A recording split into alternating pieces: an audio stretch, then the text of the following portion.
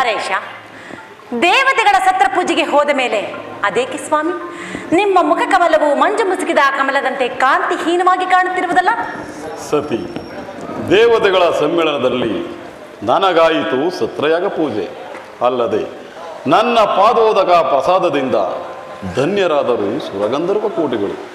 ಅಂದ ಪಕ್ಷದಲ್ಲಿ ಆ ಪುಣ್ಯ ಪುರುಷರ ಮಧ್ಯದಲ್ಲಿ ಅನೇಕ ದುರಂತಗಳೇ ನಡೆದವು. ಆ ದುರಂತದ ದುರ್ಘಟನೆಯನ್ನು ಕೇಳಲು ನನ್ನ ಮನಸ್ಸು ಮುಮ್ಮಾರುತ್ತಿರುವುದು ಮಹಾದೇವ. ಅದನ್ನು ವಿಚಾರಿಸು ನಂದೀಶ ಭಕ್ತನಲ್ಲಿ. ನಂದೀಶ್ವರ, ನೀ ಹೇಳು, ಶರವಣದಲ್ಲಿ ನಡೆದ ಆ ದುರ್ಘಟನೆಯನ್ನು. ಮಾತಾ, ಓಂ ನಮಃ ಶಿವಾಯ ಎಂದು ಹಾಡುವೆ.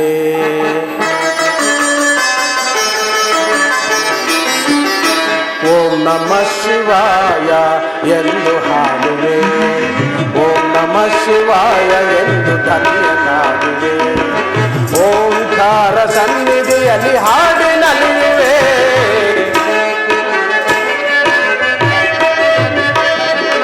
ಓಂಕಾರ ಸನ್ನಿಧಿಯಲ್ಲಿ ಹಾಡಿನಲ್ಲಿವೆ. ಓಂ ನಮಃ ಶಿವಾಯ ಎಂದು ಹಾಡುವೆ. ಪರಮೇಶ್ವರ ಮಾತಾ,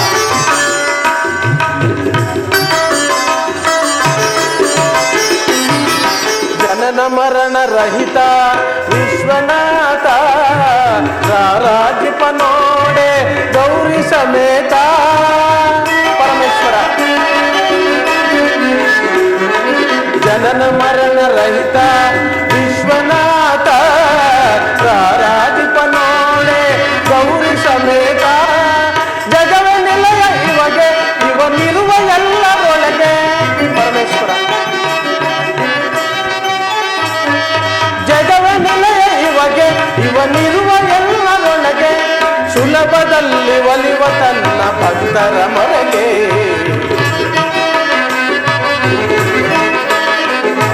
ಸುಲಭದಲ್ಲಿ ಒಲಿವ ತನ್ನ ಭಕ್ತರ ಮೊರೆಗೆ. ಓಂ ನಮಃ ಶಿವಾಯ ಎಂದು ಹಾಡುವೆ.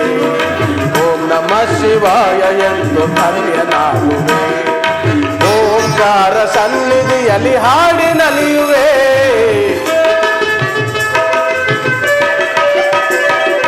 ಓಂಕಾರ ಸನ್ನಿಧಿಯಲ್ಲಿ ಹಾಡಿನಲಿಯುವೆ. ಓಂ ನಮಃ ಶಿವಾಯ ಎಂದು ಹಾಡುವೆ. ಓಂ ನಮಃ ಶಿವಾಯ. ಓಂ ನಮಃ ಶಿವಾಯ. ಓಂ ನಮಃ ಶಿವಾಯ. ಓಂ ನಮಃ ಶಿವಾಯ.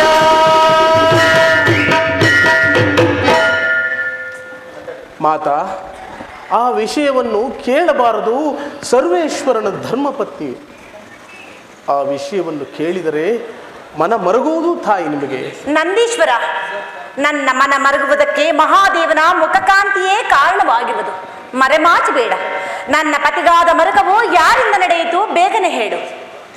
ಮಾತಾ, ಆದಿಶಕ್ತಿಯ ಅರಸನ ಅಂದವಾದ ಮುಖವು ಕಾಂತಿ ಹೊಂದಿದೆ ಎಂದರೆ ಏನು ತಾಯಿ? ನಂದೀಶ್ವರ, ಕೈ ಕಂಕಣವನ್ನು ನೋಡುವುದಕ್ಕೆ ಕನ್ನಡಿ ಬೇಕೇನು? ಪತಿಯ ಮುಖವನ್ನು ನೋಡಿದರೆ ಮರುಕವಾಗುವುದು. ಅದೇನೆಂದು ಬೇಗನೆ ಹೇಳು. ಮಾತಾ, ಸೂರ್ಯನ ಕಿರಣಗಳು ಸೋಂಕಿದರೆ ಕ್ಷಣ ಮಾತ್ರದಲ್ಲಿ ನಾಶವಾಗುವ ಮಂಜು ಹನಿಗಳು ಮುಸುಕಿದಡೇನು ತಾವರೆಗೆ ಭಂಗವೇ? ನಿಧಾನಿಸು ನಂದೀಶ್ವರ. ಕುಬೇರನ ಕೊಳದಲ್ಲಿರುವ ತಾವರೆಯಾದರೇನು, ಅದು ಕಾಲಗತಿಯಿಂದ ಕಂದಿ ಹಾಳಾಗುವುದು. ಕೇಳಿದ್ಯಾ ನಂದೀಶ್ವರ? ಪರಶಿವನ ಪವಿತ್ರವಾದ ಮನಸ್ಸಿನಲ್ಲೇ ಶಾಂತಿ ಇಲ್ಲ. ಕಾಡಿನಲ್ಲಿ ಬೆಳೆದ ಹುಲ್ಲು ಬಲಹೀನವಾದರು ಒಟ್ಟಾರೆ ಸೇರಿ ಹಗ್ಗವಾದರೆ ಆನೆಯನ್ನೇ ಕಟ್ಟಬಹುದಲ್ಲವೇನು? ಪರಾಶಕ್ತಿ, ಹಸಿವು ಬಾಯಾರಿಕೆಯನ್ನು ತಾಳಲಾರದೆ ಪರಾಶಕ್ತಿ ಹಸಿವು ಬಾಯಾರಿಕೆಯನ್ನು ನಿವಾರಿಸಿಕೊಳ್ಳಲು ಮಾತಾ, ಬಲಹೀನರಾದ ಮದಮುಖರು ಮಹತ್ತರವಾದ ಮಹಾದೇವನನ್ನು ಮನಕಾಂಕ್ಷೆಯಿಂದ ನೋಡಲಿಲ್ಲ ತಾಯಿ.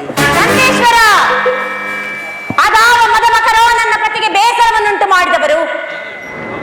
ಭವಾನಿ, ಹಸಿವು ಬಾಯಾರಿಕೆಯನ್ನು ನಿವಾರಿಸಿಕೊಳ್ಳಲು ಯೋಗ್ಯವಾದ ಜಲದಲ್ಲಿ ಮೊಸಳೆಗಳು ವಾಸ ಮಾಡುವಂತೆ ಆ ಪುಣ್ಯ ಸತ್ರ ಯಾಗವು ಮಧುಮುಖರಿಗೆ ಮನೆ ಆಯಿತು.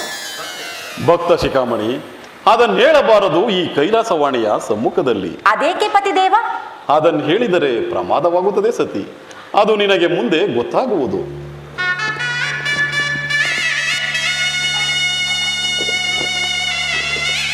ನಂದೀಶ್ವರ, ಕೇಳಿದೆಯಾ ಯಕ್ಷ ಕಿನ್ನರಿಯರ ಗಾನವನ್ನು? ಅವರಾರೆಂದು ನೋಡಿ ಹೇಳುವೆಯಾ? ಅಮ್ಮ, ನೋಡಿ ಹೇಳುವೆನು ತಾಯಿ.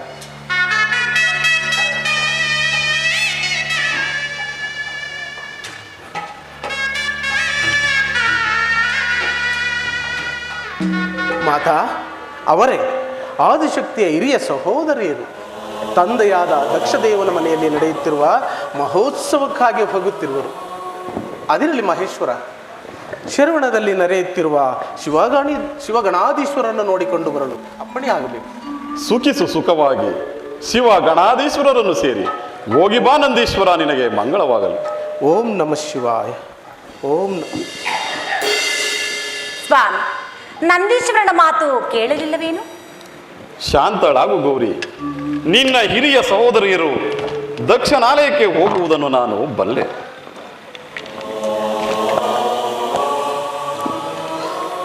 ಸ್ವಾಮಿ, ಅಲ್ಲಿ ನೋಡಿ, ಆ ಗಗನ ಮಾರ್ಗದಲ್ಲಿ ಸುಂದರ ವಿಮಾನಗಳಲ್ಲಿ ಅನೇಕ ಗಂಧರ್ವ ನಾರಿಯರು ಕಿನ್ನರ ಗೀತೆಯನ್ನು ಹಾಡುತ್ತಾ ಹೀಗೆ ಸಾಲು ಸಾಲಾಗಿ ಹೋಗುತ್ತಿರುವರು. ನೀ ನೋಡು ರಾಜೇಶ್ವರಿ, ನನಗೆ ಆ ಸಂಭ್ರಮವನ್ನು ನೋಡುವ ಅಗತ್ಯವಿಲ್ಲ. ಪತಿದೇವ, ನಮಗೋಸ್ಕರವಾಗಿ ದೇವಲೋಕದ ಬಡಗಿಯ ಭಿನ್ನಾಣ ಹಸ್ತದಿಂದ ಕಲ್ಯಾಣ ಮಂಟಪವನ್ನು ರಚಿಸಿದ ಆ ನನ್ನ ತಂದೆ ದಕ್ಷದೇವ. ಆ ದಾರಿಗೆ ತಿಳಿಯುತ್ತದೆ ನೀನು ದಕ್ಷ ಬ್ರಹ್ಮನ ಮಗಳೆಂದು. ಸ್ವಾಮಿ, ನಾನು ದಕ್ಷ ಬ್ರಹ್ಮನ ಮಗಳಾಗದಿದ್ದರೆ ನನಗೆಲ್ಲಿಂದ ಬರುತ್ತಿತ್ತು ಇಂತಹ ಸುಖ ಸಂತೋಷ? ಮಗಳು ತಂದೆಯ ಮನೆಯ ಮಹೋತ್ಸವವನ್ನು ನೋಡಬಾರದೇ ದೇವೋತ್ತಮ? ಭೂತೇಶ್ವರಿ, ಕಾಗೆಗಳ ಮಧ್ಯದಲ್ಲಿ ಬೆಳೆದ ಕೋಗಿಲೆ ಮರಿಯು ಆ ಕಾಗೆಗಳ ಮರಿಯಾಗಿದ್ದರೆ ಆ ಕಾಗೆಗಳು ಕೋಗಿಲೆಯ ಮರಿಯನ್ನು ಕೊಲ್ಲುತ್ತಿರಲಿಲ್ಲ. ಸತಿ, ನೀನು ದಕ್ಷ ಬ್ರಹ್ಮನಿಗೆ ಮಗಳಾಗಿದ್ದರೆ ಕರೆಯುತ್ತಿದ್ದನ ನಿಮ್ಮ ಜನಕ ದಕ್ಷದೇವ. ಏನು, ನಾನು ದಕ್ಷ ಬ್ರಹ್ಮನ ಮಗಳಲ್ಲವೇ? ನೀವು ನನ್ನ ತಂದೆಯ ಜಾಮಾತನಲ್ಲವೇ? ಮಂಗಳ, ನಿಮ್ಮ ತಂದೆ ದಕ್ಷದೇವನಿಗೆ ನೀನು ಮಗಳೂ ಅಲ್ಲ, ನಾನು ಜಾಮಾತನೂ ಅಲ್ಲ. ಪತಿದೇವ, ನನಗಿರುವ ಸಂತೋಷವನ್ನು ಮುರಿದಿಕ್ಕಬೇಡ. ಗುರುಮಂದಿರಕ್ಕೆ, ಪಿತರಾಲಯಕ್ಕೆ, ದೇವಗಿರಿಗೆ ಯಾರಿಂದಲೂ ಕರೆಸಿಕೊಳ್ಳದೆ ಹೋಗಬೇಕೆಂದು ನೀವೇ ನನಗೆ ಹೇಳುತ್ತಿದ್ದಿರಲ್ಲವೇ? ಹೌದು, ಆದರೂ ನಿಮ್ಮ ತಂದೆಯು ಅವನೋರ್ವ ರಾಜಸದ ಅಹಂಕಾರಿ. ಕಾಡಿನಲ್ಲಿ ವಾಸ ಮಾಡುವ ದುಷ್ಟ ಮೃಗಗಳಿಗಾದರೂ ಶಾಂತಿಯು, ಹುತ್ತದಲ್ಲಿ ವಾಸ ಮಾಡುವ ವಿಷಸರ್ಪಗಳಿಗುಂಟು ಶಾಂತಿ. ಆದರೆ ನಿಮ್ಮ ತಂದೆ ದಕ್ಷದೇವನಿಗಿಲ್ಲ ನಮ್ಮಲ್ಲಿ ಶಾಂತಿ. ಅಪ್ಪನ ವಿಷಯದಲ್ಲೇಕೆ ಇಷ್ಟೊಂದು ಅಶಾಂತಿಯಿಂದ ಮಾತನಾಡುತ್ತಿರುವಿರಿ? ಮಾತನಾಡಬೇಕಾದ ಸಂಭವ ಉಂಟು, ಮಾತನಾಡಿದನು ಮಾದೇವಿ. ಮರುಗೊಳಿಸಿ ಕರೆಯುತ್ತಿದೆ ಮತ್ತೊಂದು ನಾದ. ಆ ಕಿನ್ನರಿಯರ ಕೈಬಿಡೆಯ ಗೀತೆಯು ನನ್ನನ್ನು ದಕ್ಷಲೋಕದ ಕಡೆಗೆ ಸೆಳೆಯುತ್ತಿರುವುದು. ಅದು ಗೀತವಲ್ಲ, ನಿನ್ನ ಆತ್ಮವನ್ನು ಸುತ್ತುಗಟ್ಟಿ ಎಳೆತಿರುವ ಕಾಲಪಾಶ. ಯಾವ ಪಾಶವಾದರೇನು? ತಂದೆಯ ಮನೆ ಎಂದರೆ ಚಿಕ್ಕಂದಿನಿಂದಲೂ ಹುಟ್ಟಿ ಬೆಳೆದ ನಿವಾಸ. ಹೆಣ್ಣು ಮಕ್ಕಳಿಗೆ ಅದಕ್ಕಿಂತ ಪ್ರಿಯವಾದ ಸ್ಥಳವಿಲ್ಲ. ಆದ್ದರಿಂದ ನಾನು ದಕ್ಷಲೋಕಕ್ಕೆ ಹೋಗಲೇಬೇಕು. ಹಠ ಬೇಡ ಸತಿ. ನಮ್ಮಲ್ಲಿನ ವಿರೋಧವು ನಿಮ್ಮ ತಂದೆಗೆ ಅಪಾರವಾಗಿರುವುದು. ತಾನು ಹಾಕಿದ ಮೊಟ್ಟೆಯನ್ನು ತಾನೇ ತಿನ್ನುವ ಕ್ರೂರ ಸರ್ಪದಂತೆ ನನ್ನನ್ನು ಜಾಮಾತನೆಂದು ತಿಳಿಯದೆ ವೃತ ವೈರವನ್ನು ಗಳಿಸುವನ ನಿಮ್ಮ ತಂದೆ. ಏನು, ಅಲ್ಲಿ ನಿಮಗಾದ ಅಗ್ರಪೂಜೆಯನ್ನು ನೋಡಿ ನನ್ನ ತಂದೆಯಾದ ದಕ್ಷದೇವನು ಇದು ನನ್ನನ್ನು ಕಲಿಸಬಾರದೆಂದು ಆಡುತ್ತಿರುವ ಈ ನಿಮ್ಮ ಬಯಲಾಡಂಬರದ ಮಾತುಗಳು. ನನ್ನ ತಂದೆಗೆ ನಿಮ್ಮಲ್ಲಿ ಅಪಾರ ಪ್ರೇಮ ಉಂಟು, ಪ್ರೀತಿಯುಂಟು. ರಾಜೇಶ್ವರಿ, ಇದುವರೆಗೂ ನನ್ನ ಮನನೊಯ್ಯುವುದೆಂದು ನಿಧಾನಿಸಿದೆ. ಕೇಳು, ನೆನ್ನೆಯ ಸತ್ರಯಾಗ ಸಮಾರಂಭದಲ್ಲಿ ಮನ ಬದಲಾಯಿತು ನಿಮ್ಮ ತಂದೆ ದಕ್ಷದೇವನಿಗೆ. ಏನು ಮನ ಬದಲಾಯಿತೆ? ಅಲ್ಲಿ ನಿಮಗಾದ ಅಗ್ರಪೂಜೆಯನ್ನು ನೋಡಿ ನನ್ನ ತಂದೆಯಾದ ದಕ್ಷದೇವನು ಸಂತೋಷ ಪಡಲಿಲ್ಲವೇ? ಏನು ಸಂತೋಷ ಪಟ್ಟನೇ ನಿಮ್ಮ ಜನಕ ದಕ್ಷದೇವ? ಬಹಳ ನಿಧಿಯನ್ನು ಬಳಸಿರುವ ಕಾಳಿಗ ಸರ್ಪದಂತೆ ನಿಮ್ಮ ಜನಕನ ಜಿಜ್ಞಾಸೆಯು ಅವನ ಜೀವಾತ್ಮವನ್ನು ಸುತ್ತಿಕೊಂಡು ನಿಷ್ಠುರವಾದ ನಿರರ್ಥಕವಾದ ಆಚಂದ್ರಾರ್ಕವಾದ ವೈರತ್ವದ ಮಾತುಗಳನ್ನಾಡಿದನು. ತಂದೆಯ ಮಾತಿಗೆ ಬೇಸರ ಪಡಬಾರದು ಭೂತೇಶ್ವರ. ಬಯಲಾಡಂಬರದ ಮಾತಿಗೆ ಬೇಸರವೇನು ಭೂತೇಶ್ವರಿ? ಬೆಂದಿದೆ ನೋಡಲು ಆ ಭವ್ಯ ಸತ್ರಯಾಗದ ಸಮಾರಂಭದಲ್ಲಿ, ಆ ಭವ್ಯ ಸತ್ರಯಾಗದ ಪುಣ್ಯ ಪುರುಷರ ಮಧ್ಯದಲ್ಲಿ ಬೆಂದಿಕ್ಕುವ ಸಮಿತ್ತುಗಳ ಅಗ್ನಿಜ್ವಾಲೆಯಂತೆ ನನ್ನನ್ನು ಹೊಗಳುತ್ತಿದ್ದ ದೇವ ಮಂತ್ರಗಳ ಸುನಾದಕ್ಕೆ ನಿಮ್ಮ ತಂದೆ ದಕ್ಷ ದೇವನ ಕಠೋರವಾದ ವಿಷಮಜ್ವಾಲೆಯ ಮಾತುಗಳು ಅಲ್ಲಿ ಉಕ್ಕಿ ಬರುತ್ತಿದ್ದ ಮಂಗಳನಾದವನ್ನು ಮರೆಮಾಚಿತು. ಸತಿ ಭೃಗುವಲ್ಲದೆ ಮತ್ತಾರು ಆತನನ್ನು ಮಾತನಾಡಿಸಲಿಲ್ಲ. ಆದರೆ ನಿನ್ನಲ್ಲಿನ ಬಾಂಧವ್ಯದ ಪ್ರೇಮವು ನನ್ನನ್ನು ಮೌನವಾಗಿ ಕುಳಿರಿಸಿತ ದಿವ್ಯಶಾಲಿಯಲ್ಲಿ. ದೇವೋತ್ತಮ, ಇಂತಹ ಅನಿವಾರ್ಯವೂ ಒಂದು ಸಂಸಾರದಲ್ಲಿ ಎಷ್ಟೋ ಬರುವುದು. ಅದನ್ನು ಬಾಂಧವ್ಯ ಮಮತೆಯಿಂದ ನಾವುಗಳು ಸರಿಪಡಿಸಿಕೊಳ್ಳಬೇಕು. ಜಗತ್ತಿನ ಸಂಸಾರ ಚಕ್ರದೊಡೆಯನಾದ ನೀನೇ ಹೀಗಂದ ಮೇಲೆ ಇತರರ ಪಾಡೇನು ಶಂಕರ? ಶಕ್ತಿ ಯುದ್ಧ ರಂಗದಲ್ಲಿ ರಹಿತವಾದ ಶಸ್ತ್ರಾಸ್ತ್ರಗಳಿಂದ ಉಂಟಾದ ಗಾಯದ ನೋವನಾದರೂ ಸಹಿಸಬಹುದು. ಆದರೆ ನಿಮ್ಮ ತಂದೆ ದಕ್ಷದೇವನ ಮಾತೆಂಬ ಹರಿತವಾದ ಹಲಗು ನನ್ನೊಡಲನ್ನು ತಾಗಿ ಅದರಿಂದ ಉಂಟಾದ ಅಗ್ನಿಯು ನನ್ನ ಒಡಲನ್ನು ತಾಗಿ ಆ ನೋವನ್ನು ಸಹಿಸಲಾಗದೆ ನನ್ನ ಉದರಾಗ್ನಿಯು ದಕ್ಕನೆ ಉರಿಯುತ್ತಿರುವುದು. ದೇವಿ, ಇದನ್ನು ತಿಳಿದ ದಕ್ಷ ಬ್ರಹ್ಮನು ಪಾಷಾಣ ಹೃದಯನಾಗಿ ತನ್ನ ಗುರುವಾದ ಭೃಗುದೇವನ ಕುಮಂತ್ರದ ಮಾತುಗಳಿಂದ ಮಾರಣ ಮಹಾಯಜ್ಞವನ್ನು ಮೂಡಿ ನನ್ನನ್ನು ಕೊಲ್ಲಲು ಹಣಿ ಮಾಡುತ್ತಿರುವನು. ಮಾರಣ ಮಹಾಯಜ್ಞವನ್ನು ಮಾಡುವರಾರು ನಾನಲ್ಲವೇ? ಕರ್ಮದನುಬಂಧದ ವಜ್ರಸದಿಂದ ಬಂಧಿತವಾದ ಬ್ರಹ್ಮಾಂಡವನ್ನೇ ಹಿಂಡಿ ತೆಗೆಯಲ್ಪಟ್ಟ ಉಗ್ರವಾದ ರಸವೇ ಸೋಮರಸ. ಅಲ್ಲಿನ ಆತ್ಮ ಶರೀರವನ್ನು ಬಂಧಿಸಲ್ಪಟ್ಟ ಕಪಾಲ ಪಾತ್ರಗಳೇ ಸ್ವಸ್ತೆಂಬ ದಿವ್ಯ ಪಾತ್ರೆ. ಪಂಚಭೂತಗಳಿಂದ ಬಂಧಿಸಲ್ಪಟ್ಟ ಹೋಮಾಗ್ನಿ ಕುಂಡದಲ್ಲಿ ದಕ್ಷ ಬ್ರಹ್ಮನಂತಹ ಸಾವಿರಾರು ಕರ್ಮ ಬಂಧಿತರು ಬುಗೇಲೆಂದು ಭಸ್ಮವಾದಾಗ ಮಾರಣ ಮಹಾಯಜ್ಞವನ್ನು ಮಾಡುವವರು ನಾನಲ್ಲವೇ? ಇದನ್ನು ತಿಳಿದಿದ್ದರು ವಿವೇಕರಿತರಾದ ನಾನು ನಿಮ್ಮ ತಂದೆ ದಕ್ಷದೇವ. ಸ್ವಾಮಿ, ಅವಿವೇಕಿಯಾದ ತಂದೆಗೆ ವಿವೇಕವನ್ನು ಹೇಳಲಾದರೂ ನಾನು ದಕ್ಷಲೋಕಕ್ಕೆ ಹೋಗಬಾರದೆ?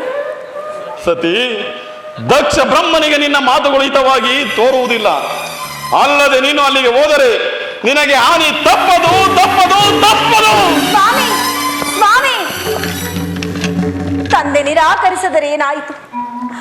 ತಾಯಿಯಾದ ವೇದವತಿ ಇಲ್ಲವೇ? ಅಲ್ಲದೆ ನನ್ನ ಹಿರಿಯ ಸಹೋದರಿಯರಾದ ಪುಷ್ಪವತಿ ರೇವತಿಯರು ನನ್ನನ್ನು ಆಶ್ರಯಿಸುವುದಿಲ್ಲವೇ? ಹೇಳು ನಟರಾಜ, ಪ್ರಯಾಣಕ್ಕೆ ಸಿದ್ಧನಾಗು. ಸ್ವಾಮಿ, ಎನ್ನ ಮನದಾಸೆಯ ಶಿವನೇ ನೀನೊಲ್ಲೆಯ. ಸ್ವಾಮಿ, ಎನ್ನ ಮನದಾಸೆಯ ಶಿವನೇ ನೀನೊಲ್ಲೆಯ. ಎನ್ನ ಮನದಾಸೆಯ ಶಿವನೇ ನೀನೊಲ್ಲೆಯ. ಎನ್ನ ಭಾವ ಎನ್ನ ಜೀವ ನೀನೇ ಓ ದೇವ.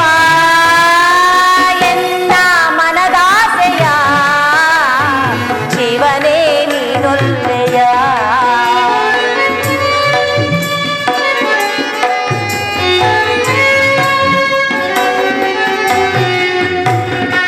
ಸ್ವಾಮಿ,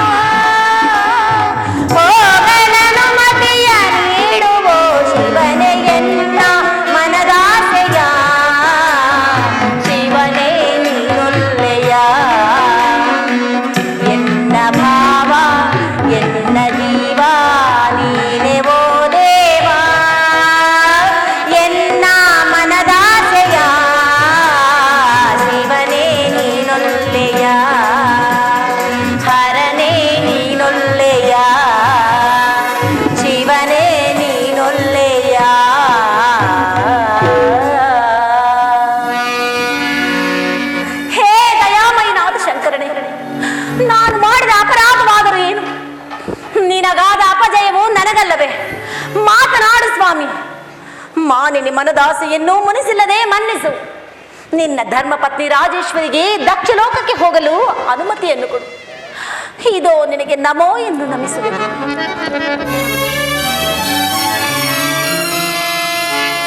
ಮಹೇಶನ ರಾಣಿ ನೀನೆಂದು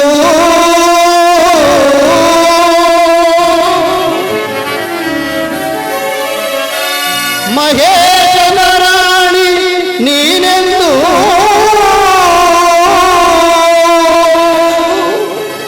ಮಹಾಯಜ್ಞವನು ಬಯಸದಿರು ರಾಜರಾಜೇಶ್ವರಿ.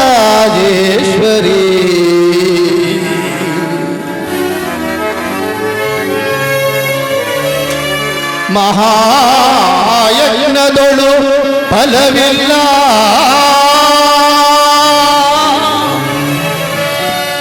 ಮಹಾಯಜ್ಞದೊಳು ಫಲವಿಲ್ಲ, ಮಹಾಮಧಾಂಧ ನಿನ್ನ ಬಿತ ದಕ್ಷ ಯಜ್ಞಕ್ಕೆ ಹೋಗದಿರು ತಾಯೇ, ಹೋಗದಿರು ತಾಯೇ, ಹೋಗದಿರು ತಾಯೇ. ಸತಿ ಎಚ್ಚರ. ನನ್ನ ಜೀವನ ಚಕ್ರ ಸೂತ್ರಧಾರಕನಾರು ಅವನೇ, ಅವನೇ ಆ ಶರೀರವಾಣಿಯಲ್ಲಿ ನುಡುತ್ತಿರುವ ತಾಂಡವ ಮೂರ್ತಿ. ನನಗೆ ಹಾನಿ ಬರುವುದೆಂದು ಮಾತನಾಡದೆ ಕುಳಿತಿರುವ ನೀ ಮಹಾದೇವನು. ನನಗುಂಟೆ ಹಾನಿ ದಕ್ಷ ದೇವನಲ್ಲಿ ಅಥವಾ ಮತ್ತೊಬ್ಬ ದೇವನಲ್ಲಿ.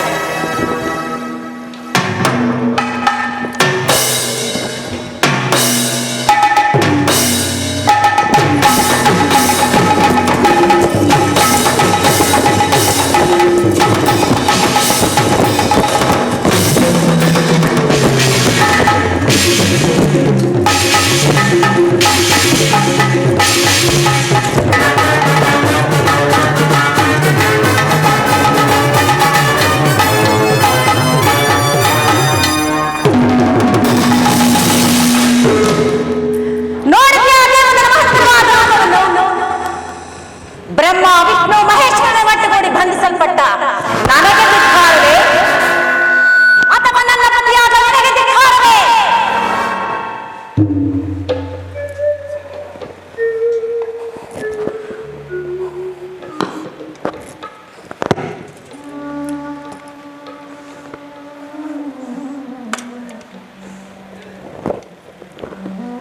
ಶಂಕರ,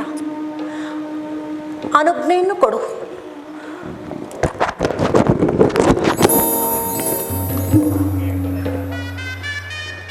ಕೈ ಸನ್ನೆಯಿಂದ ನನ್ನನ್ನು ಹೋಗೆಂದು ಹೇಳ್ತಿರುವೆಯಾ? ಕೈ ಸನ್ನೆಯೇ ಕೈಲಾಸಪತಿ. ಇರಲಿ, ಅದೇ ನನಗೆ ಆಶೀರ್ವಾದವೆಂದು ತಿಳಿದು ನಾನೀಗಲೇ ದಕ್ಷಲೋಕದ ಸಂಭ್ರಮಕ್ಕೆ ಹೋಗುವೆನು. ಕುಮಾರ ನಂದೀಶ್ವರ. ಆದಿಶಿಕ್ಷೆಗೆ ನಮಸ್ಕರಿಸುವೆ. ನಂದೀಶ್ವರ, ಅನಾದಿ ಭಕ್ತ ಭೃಂಗೆ ಮೊದಲಾದ ಅಷ್ಟ ಮಹಾಕೋಟಿ ಗಣಾಧೀಶರನ್ನು ಬರಮಾಡು. ನಾನೀಗಲೇ ದಕ್ಷಲೋಕದ ಸಂಭ್ರಮಕ್ಕೆ ಹೋಗಬೇಕಿರುವುದು. ಆಜ್ಞೆ ಮಾತಾ.